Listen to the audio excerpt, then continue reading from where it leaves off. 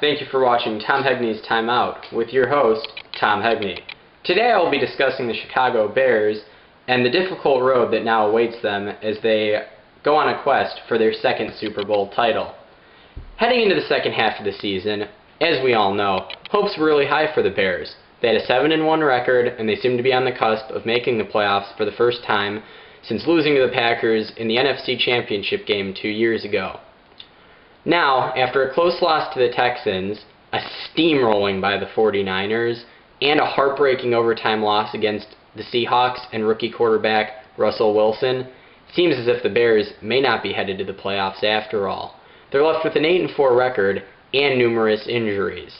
In their sole win against the Vikings, they lost Devin Hester, their all-time leading touchdown kickoff returner, and they lost Lance Lewis, the one guard on the offensive line that's actually good. Now, in the game against the Seahawks, they lost Brian Urlacher, and as we all know, he's a franchise player. The Bears are actually only 7-15 without Urlacher all time. Making matters even worse for the Bears is their schedule coming up. They play the Vikings again this week, although the Vikings will be at home this time, and we all know how much Adrian Peterson can run in the Metrodome. After that, they're faced with the task of Aaron Rodgers and the Packers. Despite playing them at home, we know how hot the Packers can get this time of the year, and they'll surely be angry about their demolishment by the Giants the past Sunday night.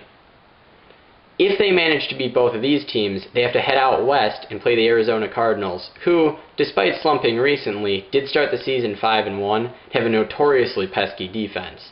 Following this, they head to Detroit. They manage to knock off Detroit. Then they might make the playoffs. What is certain is that they do need to go about 3-1 to guarantee a spot in the playoffs.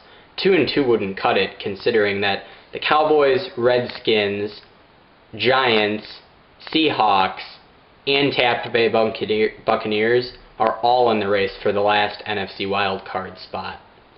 It would be interesting to see how General Manager Phil Emery would react if the Bears did not make the playoffs, considering that Lovie Smith was only given one more guaranteed year under Emery's leadership. If the Bears don't win this year, though, it is very likely that they'll enter another period of rebuilding, this time on defense, which is ironic considering it seems like they finally have a competent offensive unit that's just maybe another year short of contention, given that they would have a good defense.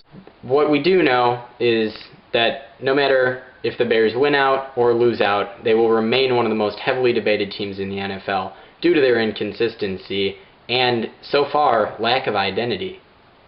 Thank you for watching Tom Heagney's Timeout, First Edition, and for more news, sports, entertainment, and opinions, be sure to visit www.huntleyvoice.com.